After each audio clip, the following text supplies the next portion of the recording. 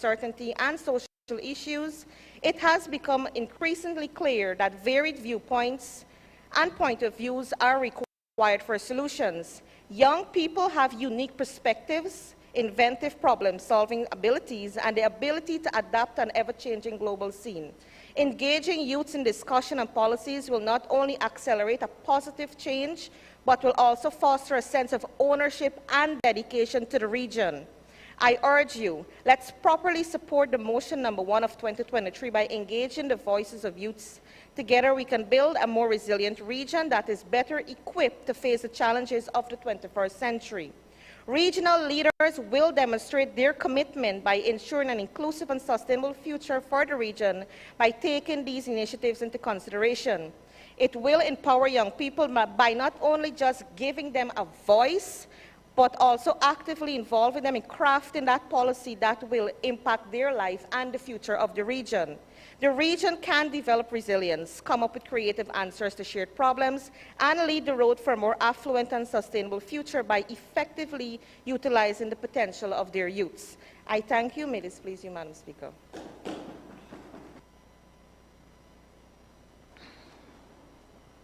Any other contributions? The Chair recognizes the Minister for Tourism, Environment, Culture, Heritage, Maritime, Agriculture, and Religious Affairs. You may now make a contribution. Thank you, Madam Speaker. Before I start my presentation this morning, I would like to extend my gratitude to the Parliament of Guyana, our Speaker of the House, Mr. Mansour Nadir, who is here, and more importantly, the government and the people of Turkey and Caicos for having us. They extended tremendous hospitality to us. So thank you. Honorable Speaker, according to the Caribbean Youth Dialogue 2022, more than 11 million youths between the ages 15 to 29 have critical roles to play in achieving sustainable development within the region. The 2030 Agenda for Sustainable Development is an opportunity to galvanize action that are aimed at promoting greater inclusion of youths in all spheres. Members of the opposition, are you not aware youths in the Caribbean region face many challenges that needs to be addressed? In order for young people to reach maximum potential to contribute with the achievement of sustainable development goals by 2030, strong involvement of youth should be adopted, both national, regional, and international levels. With this motion, the motion is in support of. Madam Speaker, allow me to highlight our existing representation of young people that serves as policymakers in the region, using data retrieved from the Inter-Parliamentary Union 2023. In Guyana, 1%. Jamaica, 0%. St. Kitts and Nevis, 0%. While in Trinidad and Tobago, a meager 2.4% of young people below the ages of 30 have policy-making roles. This, my fellow youth parliamentarian, mirrors across the region, and we should no longer sit comfortably on our laurels, but work effortlessly to ensure that the change we want to see happen starts here. Madam Speaker, I must mention that with the data mentioned above, the Guyanese government acted, forming the Presidential Youth Advisory Council on August 12, 2022. However, still more needs to be done. Members of the opposition, let's stop dilly-dallying and delve into the real issue at hand. In the Caribbean region, youths below the age of 24 years accounts for approximately 20% of the total population. And this total population of youth has reached its highest level since the 1980s, according to the Regional Population Report of Latin America and the Caribbean 2011. However, the lack of opportunity, the absence of generational changes, high levels of unemployment, gender discrimination, and slow pace of change would have contributed significantly to the stagnation of regional and national developments. Let us be reminded that youths will be the one to inherit the burdens of regional, national, and global challenges. This must be the time youths become involved so policies and solutions can be drafted to reduce those burdens. Honorable Speaker, youth activism has already been combating challenges left by previous generations. Allow me to bring to your attention of 5 youth-led innovations that were developed to serve as a protection of our planet, published by the World Economic Forum on the 13th of April, 2022. EcoSmart Farming, developed by youths in Ghana, which focuses on digital farming solutions and offer climate-smart agricultural practices. Chloride-free foundation development developed by youths in Brazil that addresses soil biodiversity and chloride-free agricultural practices. Tree Square, which was a scalable model that was developed by youths in the Philippines, in which a project focused heavily on combating climate change to regreen cities. Madatuga, which was a solution spearheaded by the youth in Portugal to reduce the emission of greenhouse gases to provide a more eco-friendly environment. Blue Power, a micro-hydro solution established by youths in India, which focus on resilient hydropower. These youths have a mission to produce 8,000 gigawatts of energy annually by the year 2030. This will impact 20 million lives. Madam Speaker, these are just a few of countless youth-led projects that focus on reducing global challenges in areas of agriculture, environment, maritime, and tourism. Our regional youths need a platform where they can be fully engaged so that they too can contribute significantly to the protection of our region and planet. Madam Speaker, I say no more to the suffocation of our potentials of our youths in the region. Madam Speaker, I wish to bring to the attention of the opposition a famous quote. Let's take a page from Malala Yousafzai. Life is not just about taking in oxygen and giving out carbon dioxide. So let our voices be heard, for it is our strongest weapon to ensure our regional leader takes us seriously. Honorable members on the other side, not all ideas born from youths are always shimmering. Sometimes our young leaders put us between a rock and a hard place. However, with this motion, what this motion does is give the opportunity as regional leaders to distinguish what will shimmer and what can protect us positively, solving national, regional, and global challenges. Thank you, Madam Speaker.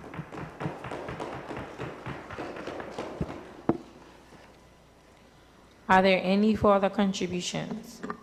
The chair recognizes the elected member for South Caicos.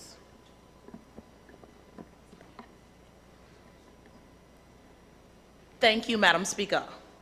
Madam Speaker, a quote by T-Bone Pickens: "A plan without action isn't a plan, it's just a speech." Today, I proudly rise as the elected member for South Caicos, and I want to thank each and every Harborian for taking the time out to vote for the right candidate for the position. Madam Speaker, I not only rise today as an elected member for South Caicos, I rise as a youth parliamentarian. I rise as an eager, youthful voice for the people of the Turks and Caicos Islands and entire Caribbean region. With your permission, I wish to make a contribution on the motion put before us. Madam Speaker, people under the age of 30 years account for 49% of the world's population, yet are often left out of policy making despite their social activism and the fact that it is the youth who will bear the burden of global challenges that we currently face. I, along with my fellow opposition members, are of that percent, and we are tired of the empty promises and all the fluff coming from the government of today. Promises that they will reach out to the youth. Promises that the youth parliamentarians will get the experience of sitting on policy meetings that affect not only the people of the TCI, but affect the youth of this region. We are tired of the promises that we'll be treated with some of the respect given to the leaders of today. As a voice for the young people, are we really going to stand here waiting for these empty promises? Are we really supposed to move forward by letting the words from this government fall through the cracks? I, along with my fellow opposition, will elicit some of the truth from this motion and aid in this paralyzed and lackadaisical government's thought process on providing us with real and tangible opportunities to build regional resilience. Madam Speaker, the opposition will not stand against a government with a motion that benefits of the youth of this region. However, we will show the gaps in this motion put before us today. To this end, I say, solution written on paper is just that, solution written on paper. The government needs to be held accountable for the promises they make. This government of tomorrow calls for action, not a bagamout. It is time that the members across the bench jump out of those 2021 Lincoln Navigators and be held accountable. Madam Speaker. Honourable member. Madam Speaker, I rise on, point of order. Sorry. The chair recognizes the Deputy Premier. Madam Speaker, I rise on, point of order, standing order 70A. Madam Speaker, the leader of the opposition, well, the former leader of the opposition who bought the Navigators, and the people fired them and voted them out. That is why we're still riding in them. Madam Speaker, Madam Speaker, she's misleading. Okay, hold on, wait. She's misleading Please get it together. Have a Madam seat. Speaker. We'll now have the continuation for the elected member for South Caicos. Thank you. 59-6. Madam Speaker, thank you. Madam Speaker, the young people of South Caicos, the young people of the region are tired of waiting on this government to reach out. They are instead building their own strides to better the region. Madam Speaker, I have sat and listened, and all I've heard is this government of tomorrow should be the ones developing the framework. We, the government of tomorrow, have sat, we've discussed, we've drawn up our plans, and we're ready for action.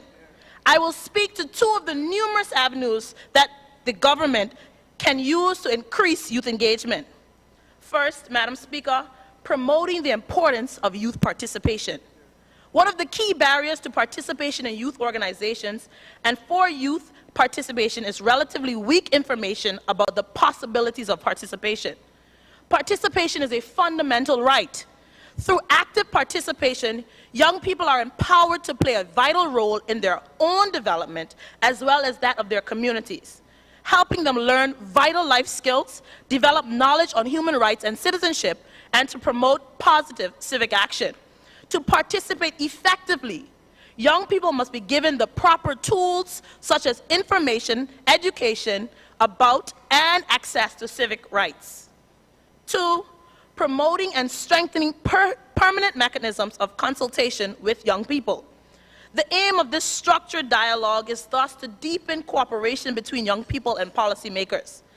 Information is one of the key areas that affect the achievement of autonomy by young people and their active participation in society. The Minister of Education informing young people includes participation of youth organizations and other NGOs in the educational system and workplace, and public involvement in decision by various mechanisms. It should also strengthen consultation with young people and youth organizations at all levels so that it will benefit all stakeholders, youth organizations, youth researchers, and public policymakers. Therefore, it is necessary to pay special attention to promoting awareness, inform young people, and encourage their active participation in those already established forms of participation. Madam Speaker, this morning I heard the Minister of Education saying that she has all of these plans, but let me remind her, Madam Speaker, that plans without action is nothing but futile gestures. And Madam Speaker, before I end, I have to say this. Honorable Deputy Premier and Minister of Finance, Investment and Trade, please allow me to remind you that we are spending taxpayers' money. Madam Speaker, the honorable members say they're not a broke government, so they need to do better and find the money. Madam Speaker, they need to find the time to make real investments in promoting and strengthening of permanent mechanisms to provide young people with real and tangible opportunities to build regional resilience and to advance solutions in theirs as well as regional problems in the face of global challenges. Madam Speaker, I thank you.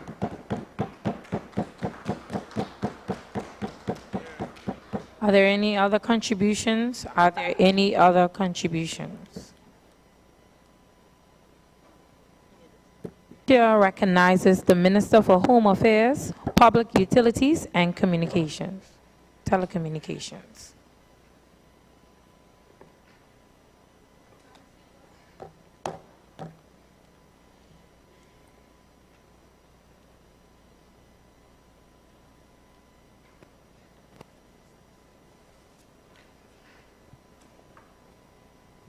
Madam Speaker, there are over 1.8 million young people in this world today, 90% of whom live in developing countries where they tend to make up a large portion of the population.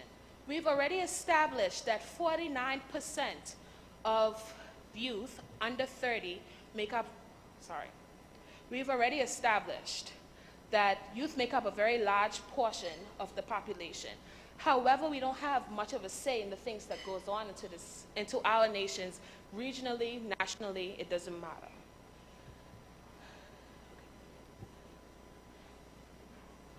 Okay, the number of youth today is at an all-time high.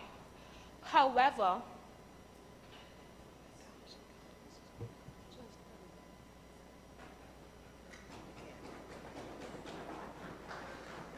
are there any other contributions? Are there any other contributions?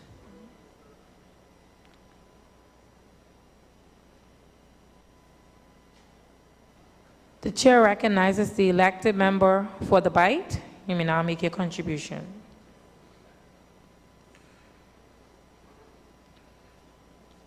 Thank you, Madam Speaker.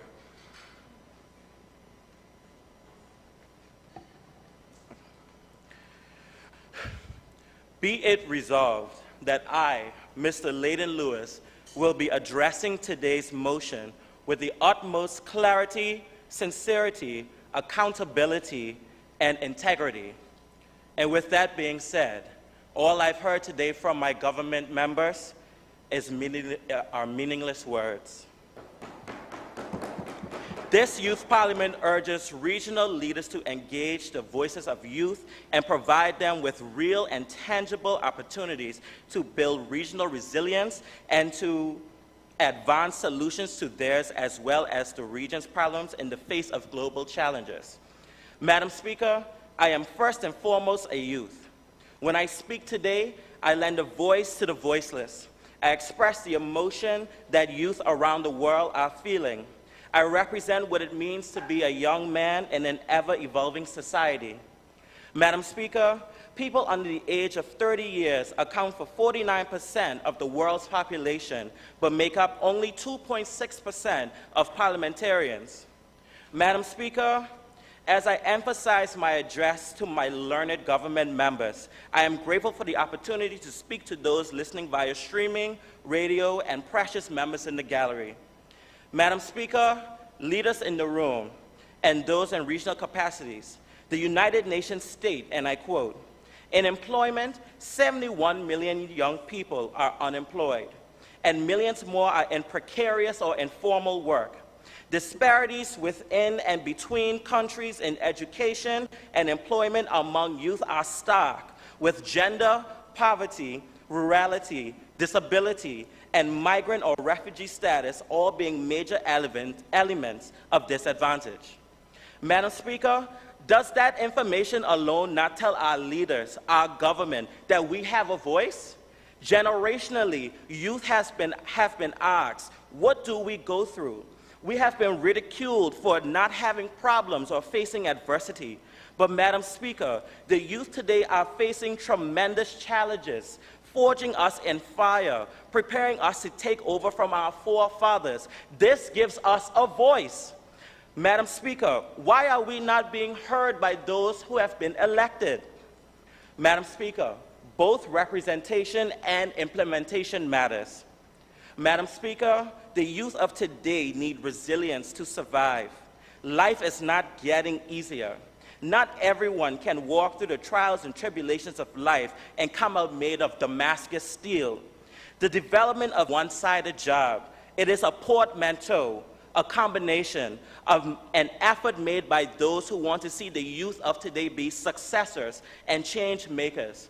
But Madam Speaker, who else would be better to represent what we are facing? It must be us. Madam Speaker, being given opportunities does not only mean being employed, doing internships, participating in youth activities provided. It's having a seat at the table, being amongst the leaders of today that make life-altering decisions. That is also opportunity.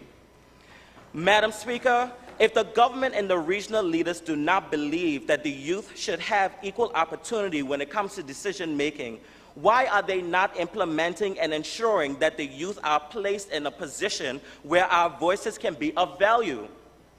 The United Nations also state, and I quote, "Key elements that help ensure an effective youth policy include providing political leadership and strategic vision, securing an adequate budget and resource allocations using timely and accurate data on the situation of young people, utilizing the knowledge, experience, and expertise of young people in the design, implementation, and evaluation of youth policy, mainstreaming and integrating youth policies across sectors, taking into account the linkages and impacts of policy objectives, and developing a transparent, monitoring, and accountable framework." Madam Speaker, as I begin to wrap up, I want my learned friends to know that this is not a compelling drama that I'm writing. This is a compelling need to involve youth in decision-making. As the globe faces complex difficulties and rapidly changing social, economic, and environmental concerns, young people's perspectives and involvement are critical to successful governance and policy development. The youth have fresh perspective and keen interest in determining their future. Madam Speaker, as an avid social media user, the negative portrayal of youth is not always accurate. It overlooks the many politically active and interested young people.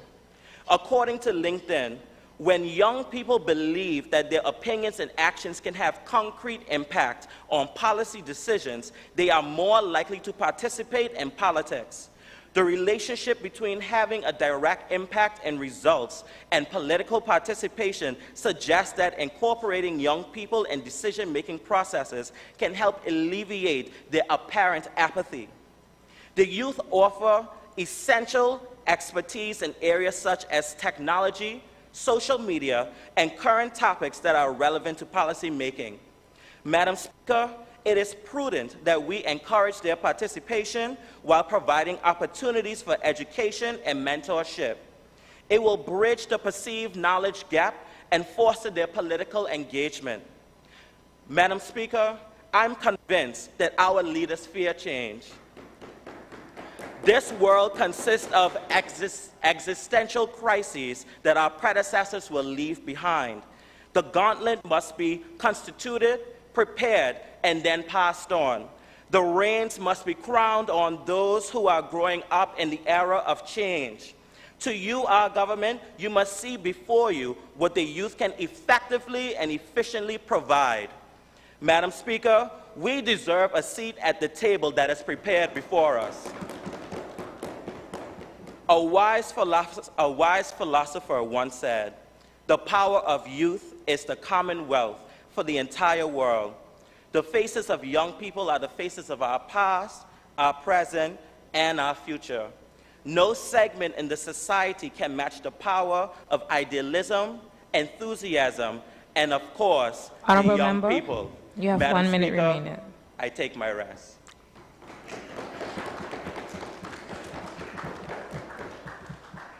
Are there any other contributions?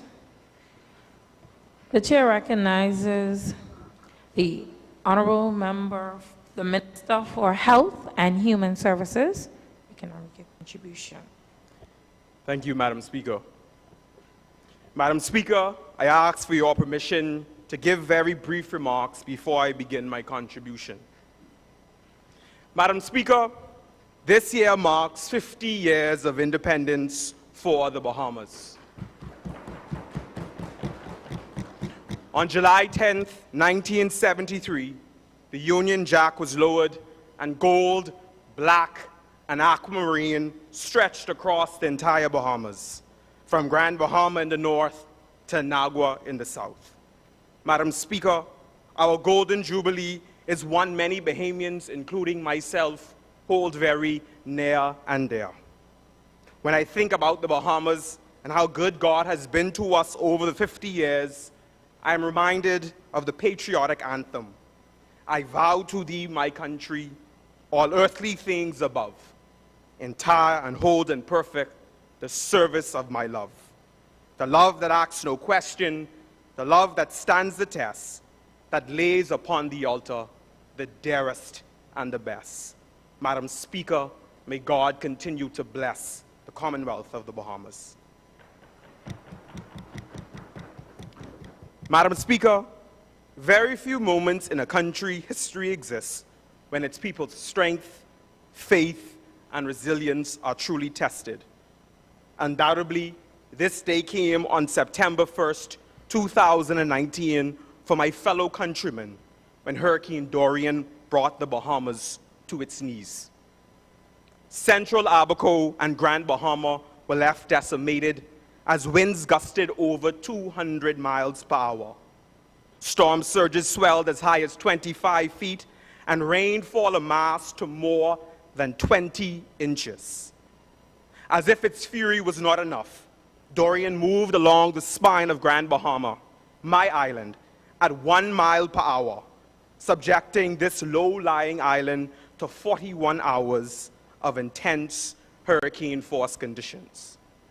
Madam Speaker, this is the reality of our warming world.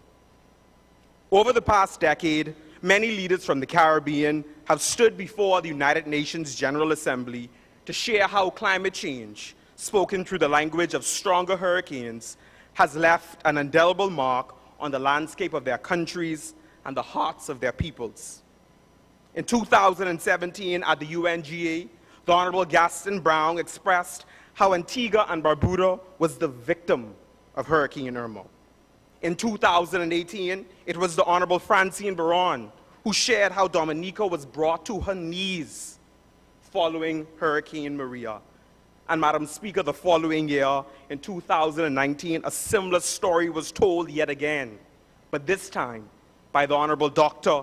Hubert Minnis, who noted that the Bahamas experienced something way beyond its wildest imagination. Madam Speaker, we are facing a serious issue, and it is climate change. Madam Speaker, I am pleased to make remarks in support of this motion, which recognizes the need for participatory approaches to address issues like climate change. This motion recognizes the importance of agency within the Caribbean region. Though we are small in numbers, we are not helpless or hopeless. As a region, there's much we can do to advance an inclusive solution to the many vexing issues we face. Further, this motion realizes the need for deliberate, specific, and practical policy decisions. Madam Speaker, we are fighting for the longevity and sustainability of our region. The Inter-American Development Bank stated that climate change is one of the Caribbean's greatest global problems. Madam Speaker, in 2018, the Talanoa Dialogue, an output of COP23 of the United Nations Framework Convention on Climate Change, called for inclusive, participatory, and transparent action about climate change.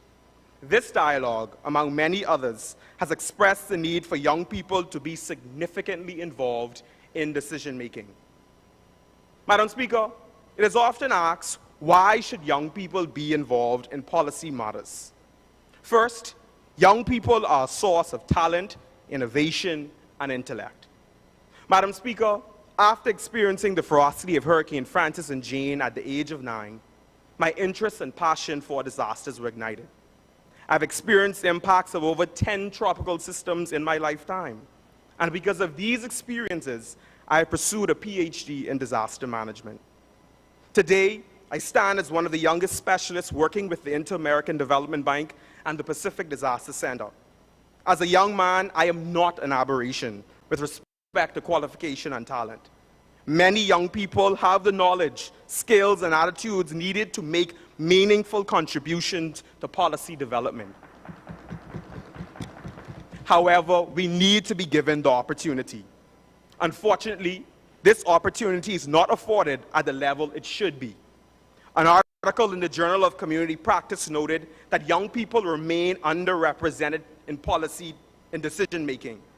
The United Nations, the Organization for Economic Cooperation and Development, and the Caribbean Youth Dialogues 2022 have all shared similar findings.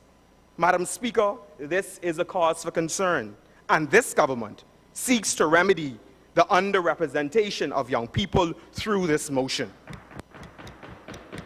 Second, young people should be provided with real and tangible opportunities to build resilience, given that we are the generation to experience the full brunt of climate change. Madam Speaker, we should be allowed to shape the future in which we will live. We deserve to lead and act with courage. Madam Speaker, it is mind-blowing that many countries in the region still have age limits for appointments to the Senate. While many young people have made it to the halls of parliament across the Caribbean, it is unbelievable that one must be 30 years old to be a senator in the Bahamas. If we are old enough to vote and drink at 18, drive and give consent at 16, my God, we are old enough to influence the policies of our country. Third, the World Bank noted that 50% of the world's population is under the age of 30. According to the United States Census Bureau, 48.3% of Bahamians were under the age of 30. Similar trends were found in many other Caribbean countries. Therefore, I ask the question, how can we continue to make policy decisions without the significant, and I repeat that word, significant involvement of the largest demographic? Madam Speaker, this administration recognizes that good governance is still the order of the day and that we need inclusive policies. Madam Speaker, the arguments that I share today do not imply that young people are not involved in the decision making. However, the issue is the scale of involvement. Madam Speaker, the time is now. The time is now for regional leaders to scale up efforts to integrate the voices of young people across the Caribbean. The time is now to move beyond talk and tread along the path of action. Madam Speaker, the first Prime Minister of the Commonwealth of the Bahamas, the Honorable Sir Lyndon Pindling, stated that if Bahamians are not prepared to fight for the Bahamas, then they don't deserve the Bahamas. I echo these words, but with a change.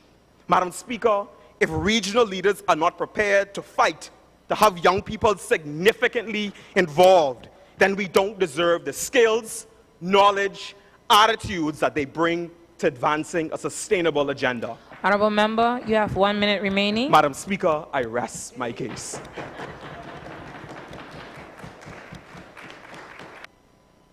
Are there any other contributions? Are there any other contributions? The chair recognizes the opposition appointed member. You may now make your contribution. Your mic. Madam Speaker, as I rise to make my contribution, I thank you for acknowledging as it is very important that I lend my voice to this debate.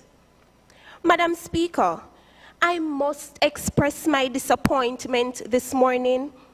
While I welcome the resolution by the government, Madam Speaker, I must say that the resolution in its current form is disappointing. Madam Speaker, the government appears to me to want to pull a wool over the people's eyes. Are they really serious about giving the youths a voice? Because, Madam Speaker, if they are serious about giving the youths a voice, then they would have to come here with a resolution that is more specific in nature. Madam Speaker, the generalization of this resolution is a mockery of what is required. Madam Speaker, the resolution in its current form also implies that the youths do not want to have those with experience to be present and to guide them. That is not what the youths are asking for. From my interaction with my contemporaries, Madam Speaker, the youths are asking for a place at the table to let their voices to be heard in a number of ways. The resolution, however, Madam Speaker, needs to be adjusted to create some sort of balance. Madam Speaker, the government is suggesting that young people are being marginalized, but I beg to differ. There are numerous initiatives in place to ensure youth participation. These include youth councils such as the Youth Advisory Council, the CARICOM Regional Youth Council, and the Commonwealth Regional Youth Council. Persons who are experienced are needed to be mentors. Experienced individuals should be present at the table to guide them. I strongly oppose to the resolution in its current form. The youths need guidance and how the resolution is worded. It appears, Madam Speaker, experience is being thrown through the window. Experience teaches wisdom. There is a saying that the older the moon is, then the brighter it shines.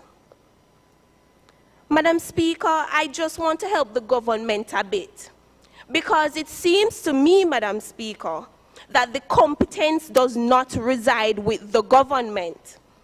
And maybe I'm just being a bit unfair. So, Madam Speaker, I will not just criticize the poor wording of this resolution.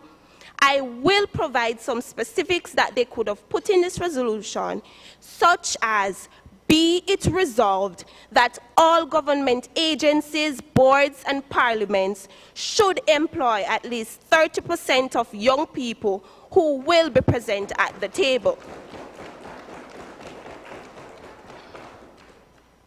Perhaps, Madam Speaker, what the government should be concerned about is the implementation of mentorship and internship programs. Madam Speaker, before the youths are handed certain responsibilities, they need to be mentored and groomed. This honorable parliament, Madam Speaker, should be the training ground to prepare the youths to be leaders of tomorrow. Madam Speaker, many boards do not have our youths there. Our youths are not there. And without this resolution being specific, we stand the risk of playing lip service. According to the United Nations globally, less than 2% of parliamentarians are under the age of 30 years old. These figures are daunting, Madam Speaker. However, it is pointless to state goals and yet not put forward plans to achieve it. Madam Speaker, I ask that you turn your attention to the Honorable Mr. Andrew Holness, who in 2011, at the age of 39, became the youngest ever person to become Prime Minister in Jamaica's history. He was also a member of Parliament at the age of 25. I hear my opponents saying that the youths are underrepresented in government, but that cannot be so, Madam Speaker. If that was the case, would any of us be here participating in this event? I do not think so, Madam Speaker. Senator Gabriela Morris is the youngest person to be appointed to the upper house in Jamaica at the age of 23. According to an article published by the Commonwealth, a leading member of the Commonwealth Youth Council, Mr. Nikolai Edwards, aged 25, was sworn in as the youngest ever senator in Trinidad and Tobago. Emmanuel Macron is a perfect example, Madam Speaker, who created his very own political movement in April 2016. Please note too, Madam Speaker, that he was elected at the age of 39 and became the youngest president in the French history. Madam Speaker, these are unchallenged and empirical evidence that demonstrates that if and only if the youths are given a place in Parliament or on the boards like Mr. Holness and the others, then they will be able to make a vast difference in the world. How can the government in power come and tell us that how much money they have, come into this honorable house and tell us how much money they have without telling us What are the guidelines they will be implementing? It makes no sense. Madam Speaker, I close by cautioning the government that the people are watching and they understand the weakness of this resolution. And they must, Madam Speaker, they must make the changes. Just in the gallery are asked to turn off cell phones. This also includes alarms so that we don't have any disturbances during the speeches. Thank you. This opposition supports actions and not empty promises. I am confident that the people of this country deserve much better from the government, and they will, Madam Speaker. They will be punished at the polls because of their debile approach in crafting the way forward for the youths. I wish to end my presentation with a quote from the legendary singer Bob Marley, who sang a quote from the great Marcus Garvey, and it says, "Emancipate yourselves from mental slavery, because none but ourselves can free our minds." None, Madam Speaker. It is us youths that have to take charge and carve our future, because it is us youths that can free our minds and emancipate ourselves. Honorable Member, you have 1 minute remaining. Thank you, Madam Speaker. Let us be more specific and not shy away from it. Be more determined to make the change that is needed. Madam Speaker, this specific quote has resonated with me throughout my life, and it says, "The pessimist complains about the wind. The optimist expects it to change, but the realist adjusts the sails." Be realist, government. Madam Speaker, I thank you.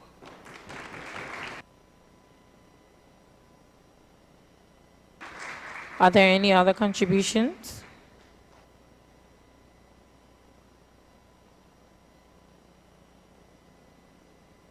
The chair recognizes the Honorable Premier.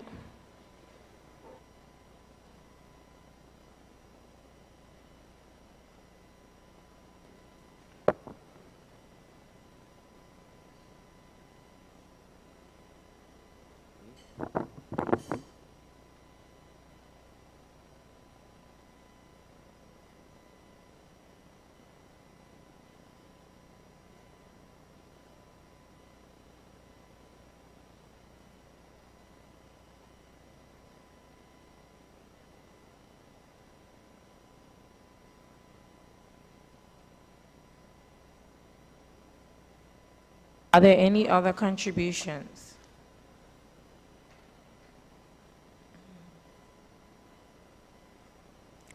The chair recognizes the elected member for Wheeling and West Caicos. You may now make your contribution.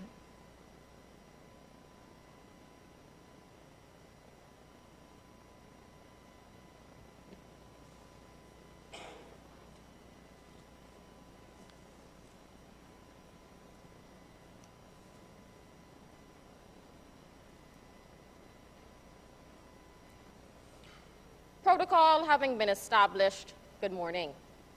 Madam Speaker, honorable members, esteemed guests, and viewers, I am much obliged to stand before you representing the resilient people of Wheeling and the beautiful archipelago of the Bahamas.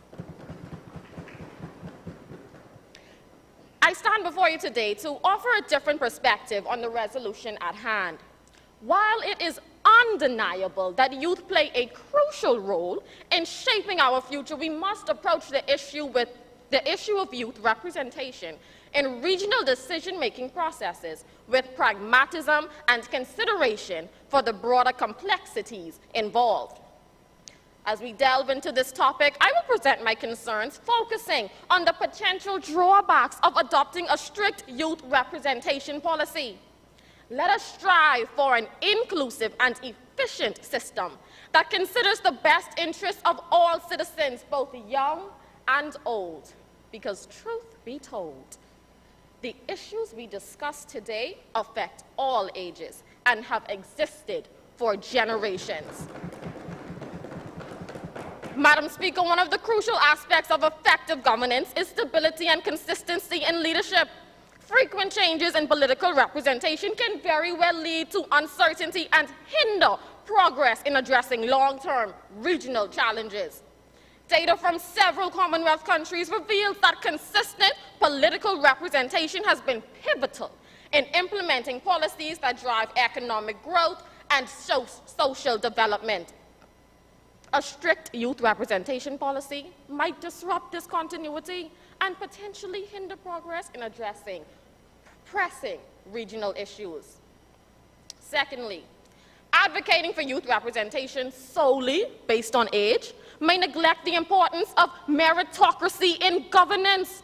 In the United Kingdom, one of the Commonwealth's founding members, leaders are chosen based on their competence, experience, and track record rather than age. This approach ensures that the best minds lead the nation, irrespective of their age, promoting effective decision-making. Rwanda, another Commonwealth country, has made significant strides in gender equality in politics by adopting a merit-based approach. The country has successfully increased the women's representation in parliament to one of the highest globally by prioritizing qualifications and experience rather than imposing age quotas. Embracing a similar approach for youth representation could prove to be more beneficial and yield better results. Moreover, while the energy and enthusiasm of youth are commendable, it is essential to consider the potential for inefficiency in decision-making processes if not adequately supported. In some Commonwealth countries, implementing youth representation policies without proper training and mentorship has resulted in inexperienced representatives struggling to navigate complex political landscapes. For example, India, the world's largest democracy and a prominent Commonwealth nation. Youth representation at the local government level faced challenges due to insufficient support mechanisms. As a result, the effectiveness of youth representatives was hindered and their voices often drowned amidst more experienced counterparts. Madam Speaker, our region is diverse, with each country facing unique challenges that demand tailor-made solutions. Implementing a uniformed youth representation policy across the Caribbean, Atlantic, and Americas may not address the varying regional disparities effectively.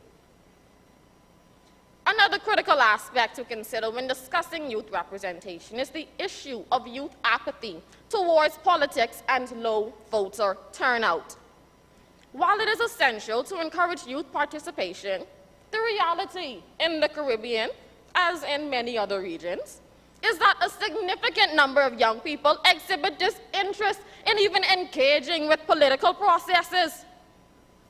Let's examine the evidence from the most recent general elections in the Caribbean region.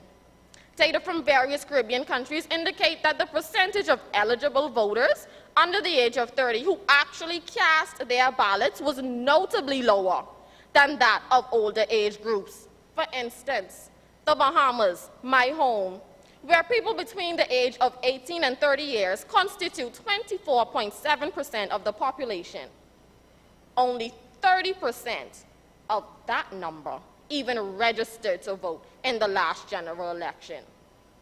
This demonstrates a significant disconnection between the youth population and the political process.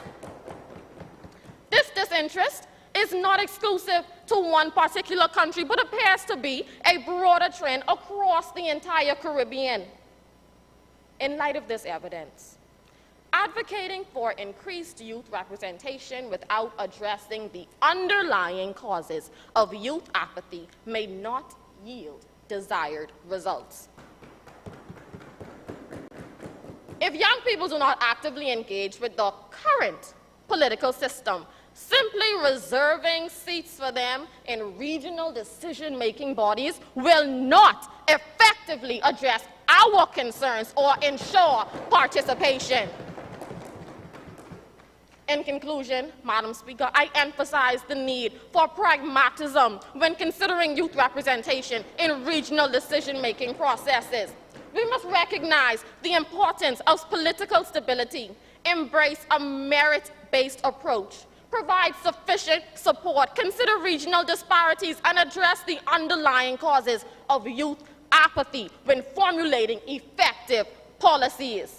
Madam Speaker, we are here, but we cannot throw ourselves into the wild blindly without the preparation and knowledge that we need. I thank the government for the $30 million, but what good is the people's money if it is not spent wisely?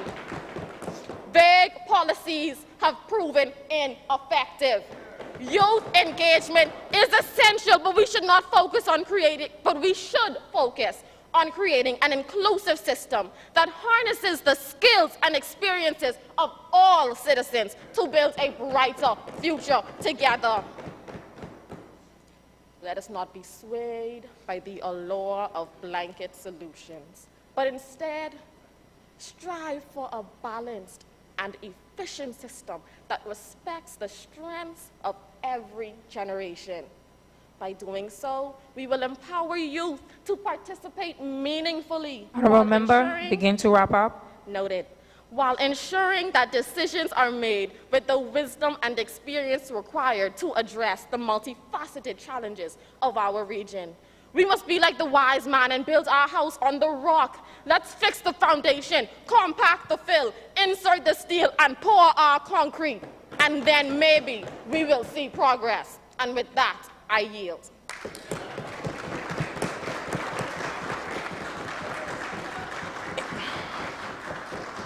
Are there any other contributions? Are there any other contributions?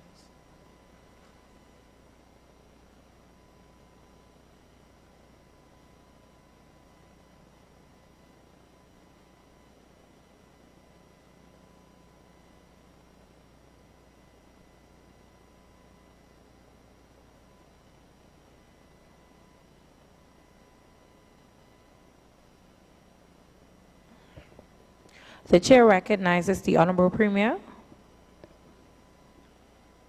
Thank you, Madam Speaker.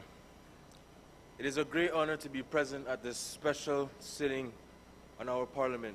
And today I stand with my colleagues to speak on the motion to urge regional leaders to engage the voices of the youth to build resilience in the face of global challenges. Madam Speaker, the Minister of Education brought this motion to this honorable House. This motion reaches across the aisle that no matter our position, this motion affects the germination, viability, and rate of success of any of our visions in today's social and economic global climate. Our youth involvement ultimately affects the impact of our leadership and progression as a country and as a region. As the Premier of this noble House and the Minister of Policy and Planning, I fully support and believe this motion stands precedent to be incorporated with government's business as how we lead and involve our youths in today's foresight for our future. Madam Speaker, honestly speaking, you should have allowed the opposition the time to go into caucus, because today it sounded like they weren't ready. Anyways, Madam Speaker, I want to share a quote by Marianne Williamson. It reads as follows: "Our deepest fear is not that we are inadequate. Our deepest fear is that we are powerful beyond measure. It is our light, not our darkness, that most frightens us. We ask ourselves, who am I to be brilliant, gorgeous, handsome, talented, and fabulous? Actually, who are you not to be? It's not just in some, it's in everyone. And as we let our own light shine, we consciously give other people permission to do the same. And as we are liberated from our fear, our presence automatically liberates others." End quote. Madam Speaker, this quote from Marianne Williamson begs the question, who are we really? Our youths, adolescents, and young adults are often challenged with questions about who they are at home and in their communities, and how they see themselves in society, in the present and in the future. And too often, the visions and dreams of our youth stop at their doorstep and within the shores they know. Madam Speaker, I believe our youth can be stronger together. Yes, starting at home, but knowing and believing strongly that there's a community that stands together and whose goal is to make life better for all of us. Our youth need to believe that there is more than what they have come to see. Our youth need to believe that there will be more opportunities that hone the potential of their success within their lifetime. Madam Speaker, our youth need to know and believe that their voices, work, and involvement today can make their lives better for their country and the region, and for all generations to come. So, Madam Speaker, it is true that the light within us can create our fears. Madam Speaker, we fear, and our youth fear, because we are often, we do not know how or are connected to why we do things the way we do them. Let us together champion the possibilities of hows by exercising our strengths as leaders and make sound decisions for our future in creating meaningful opportunities for our youths to be heard and involved in the decision-making processes within such an important and unprecedented time in leadership for country and as a region. And we take on the challenges of change globally. Madam Speaker, this government is subjected to heed this call to champion the involvement of our youths in how we lead domestically and regionally. Madam Speaker, presently, most of society's decision-making processes related to our youth are decided without their involvement. And this government seeks to encourage all ministers, delegates, executives, and boards to create and amend policies and procedures that mandate the involvement of the youth in future decision-making processes.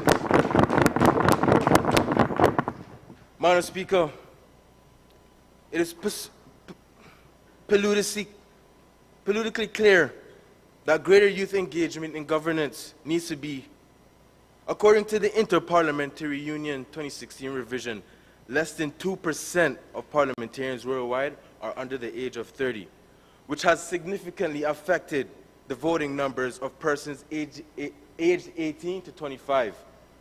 Madam Speaker, it is very disingenuous for our communities to be convinced that our young people have no interest in voting or conceding political matters.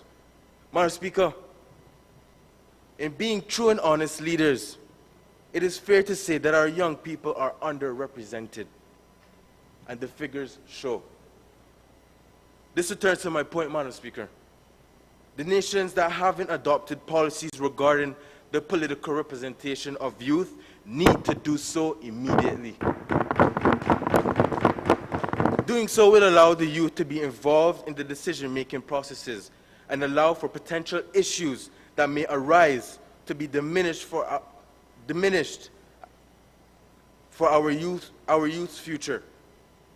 Madam Speaker, Youth Parliament should not be just for practice, but a true representation of the voice of our youth as it pertains to policies and planning, as well as guidance in the decision-making processes for the country and the region.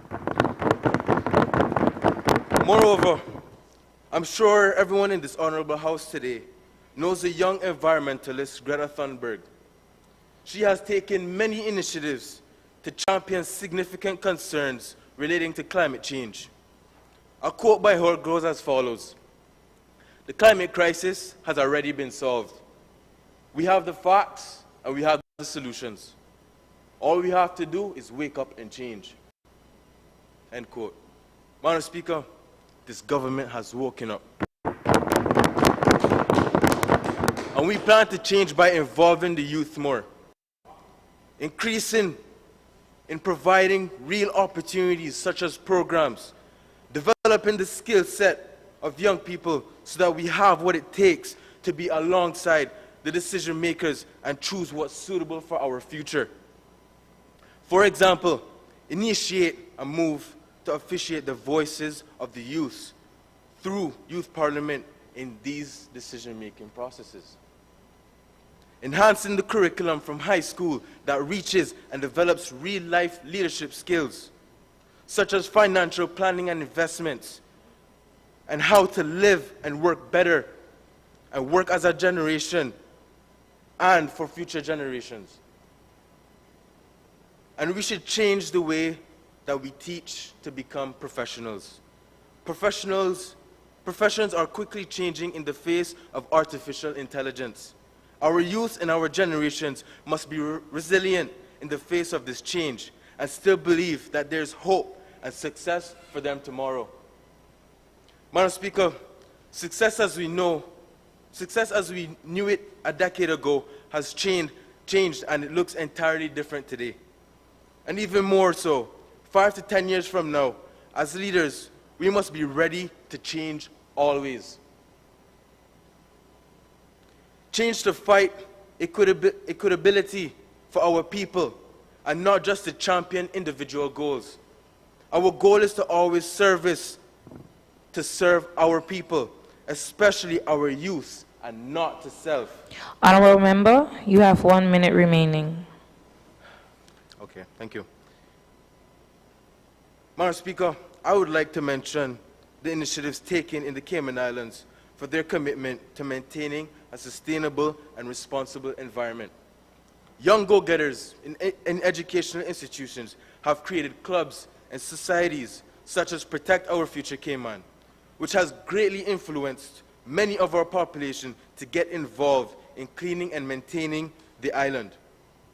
There's a constant commitment of assisting the environment, which has increased environmentally friendly resources, bans on single-use plastics, and much more. Honorable Member, begin to wrap it up. Madam Speaker, to conclude, as a Premier of this Honorable House and as a Minister for Policy and Planning, in support of this motion, I believe if nations haven't adapted to policy making and initiating steps for youth development and participation, this is a prime example of future development. Thank you.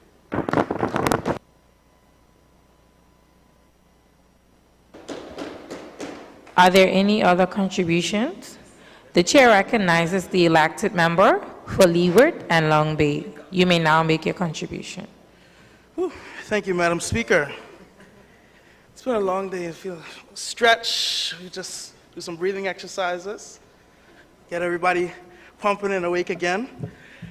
It is my pleasure. Okay, thank you. I get my time back, right? It is my pleasure, Madam Speaker, to welcome all those here in the gallery and in this honorable house with us to the #1 constituency of the Turks and Caicos, Leeward and Long Bay.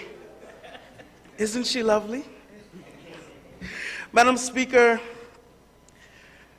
in regards to the motion, the government says in this motion that youth have a right to participate fully and actively in regional decision-making processes.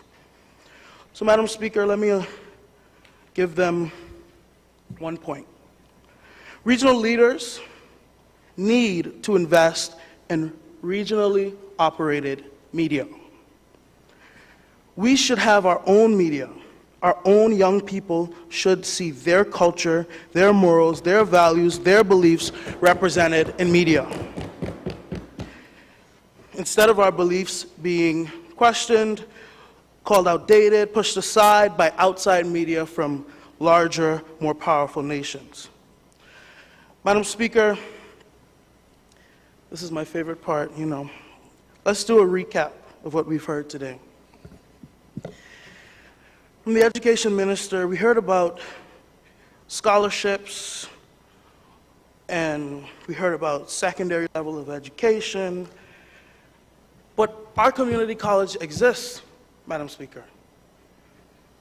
If this was question period, I would ask, why wasn't anything mentioned about making that better, allowing our young people to have their voices heard in our country, instead of going off, getting a scholarship, and learning elsewhere?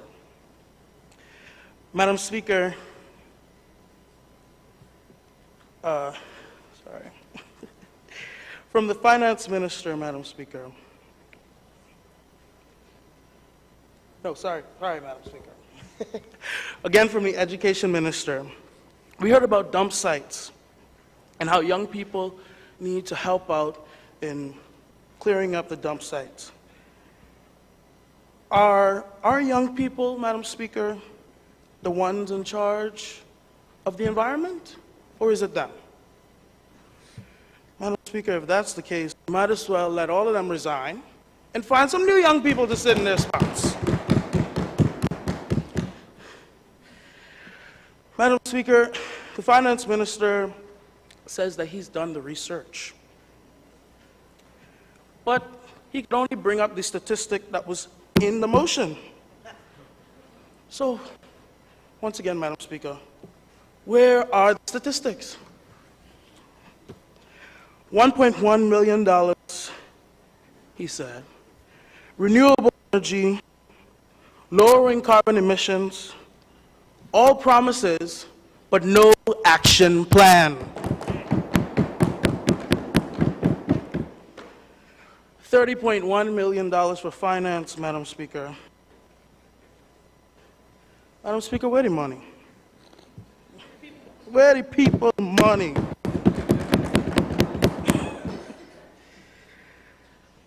Madam Speaker, we heard from our physical planning minister that her deepest concern, her deepest concern was how to get youth involved.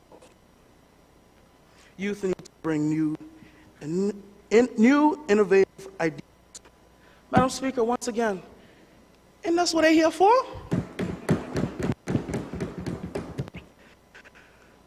Youth aren't afraid to question the impact of these motions, she said, Madam Speaker. I'm sure many of them will be questioning the impact of this one. Because as my colleague said, the vagueness and the fluff is just too much. Madam Speaker, we heard from the tourism minister about us dilly-dallying. He mentioned Guyana, the Philippines, and what they're doing, Portugal and what they're doing, India and what they're doing. But Madam Speaker, what are you doing?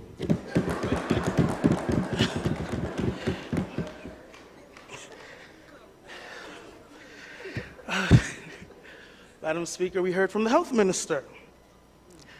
This minister spent his time, speaking about the environment. Madam Speaker, I think it's time for a reshuffle.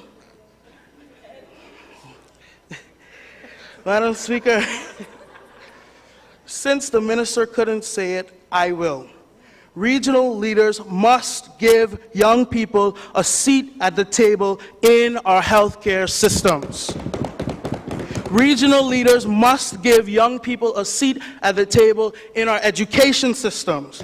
Regional leaders must give young people a seat at the table in our finance systems.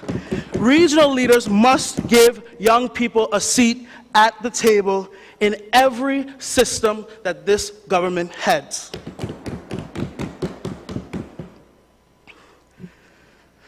Madam Speaker,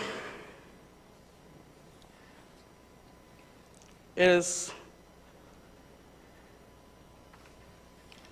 I just reiterate our good opposition leader.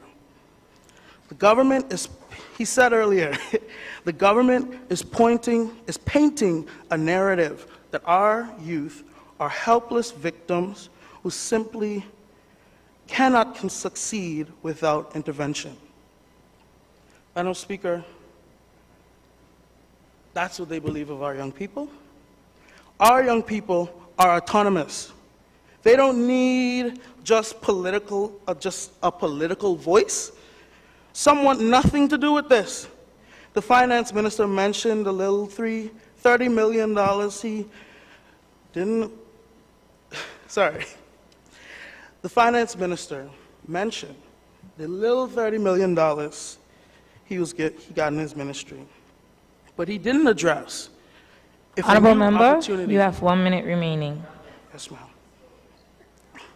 But he didn't Members, address. conduct yourself when others are speaking in the House. Thank you. Here. But he didn't address, Madam Speaker, when he brought up his little $30 million. If a new opportunity would be given to young people through that, through young entrepreneurs, a new center for them to be developed. Madam Speaker, we need a budget debate so we could see all these numbers in one place. Madam Speaker, I'll close with this. This is more grandstanding from this government. I think it's time for them to go back to the drawing board and come correct. Thank you.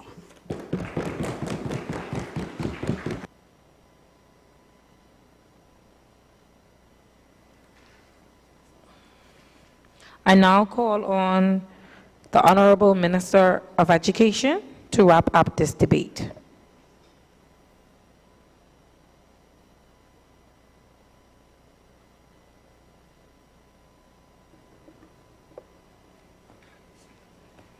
Thank you, Madam Speaker.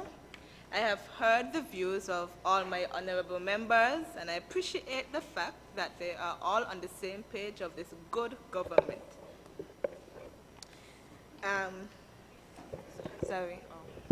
That makes sense. My government is and will continue to invest in the youth of the region. My Minister of Finance have clearly stated that we have the money and we will continue to give the youth a seat at the table and invest heavily in their future. We even have money to give the youth grants to start their own businesses, and that's amazing. We also, in the Ministry of Infrastructure and Development, they will be involving the youth when it comes to developing innovative ways in the building of different infrastructures in the country. Young people deserve a government who will support them at all costs. This government remains committed to this cause. The young people are key actors in raising awareness, running educational programs, promoting sustainable lifestyles, and supporting renewable energy. So we are not going to forget them in the decision-making process. Let me remind the current opposition where we are and where we need to be, and we cannot get there without the support of the youth of this great nation. Thank you.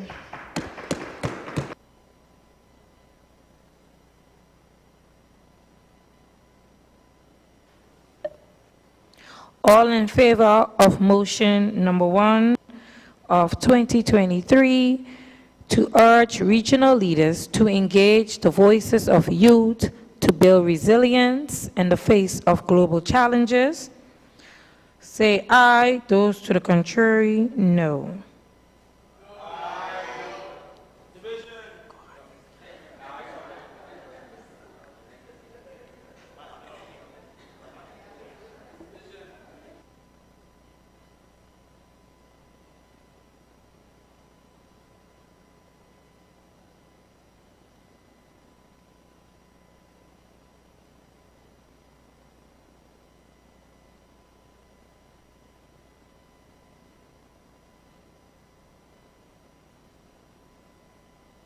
Division has been called. We'll now begin the voting process.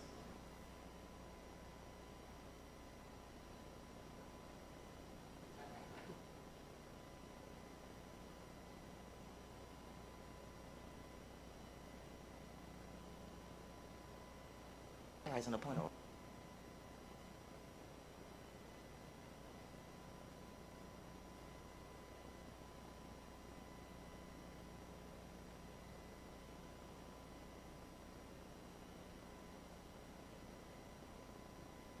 Honorable members, conduct yourselves in the House. Thank you.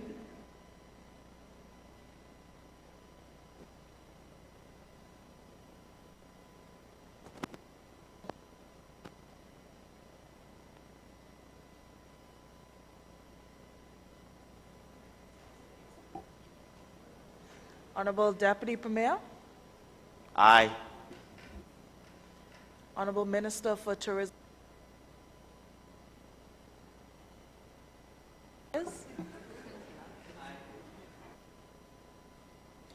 Honorable Minister for Physical Planning and Infrastructure Development.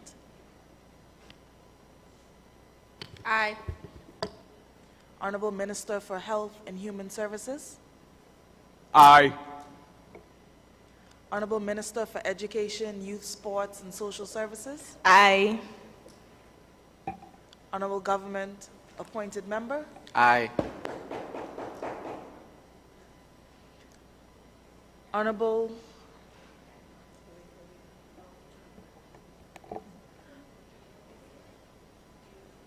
Is this? Honorable Leader of the Opposition. No. Honorable Elected Member for Leeward and Long Bay. No. Honorable Elected Member for South Caicos. No. Honorable Elected Member for The Bight. No. Honorable Elected Member for Shajaya Hall and Richmond Hill. No. Honorable Elected Member for Wheeland and West Caicos. No. Honorable Opposition's Appointed Member. No. Honorable Governor's Appointed Member. Number 1. Aye. Honorable Governor's Appointed Member. Aye.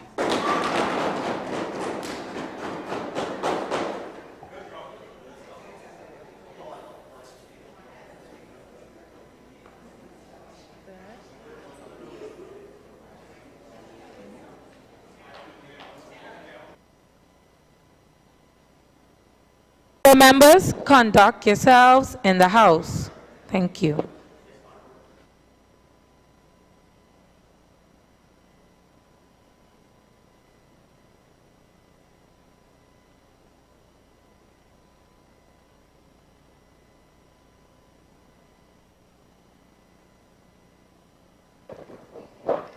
Nine ayes, 7 noes. Madam The Speaker. ayes have it.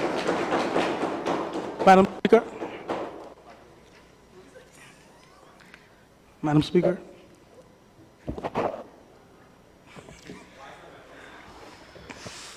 The chair recognizes the elected member for Leeward and Long Bay. Yes, Madam Speaker. I believe there was a minister who voted but wasn't in her place. Madam Speaker. Honorable member, the voting process is final, and the ayes have it.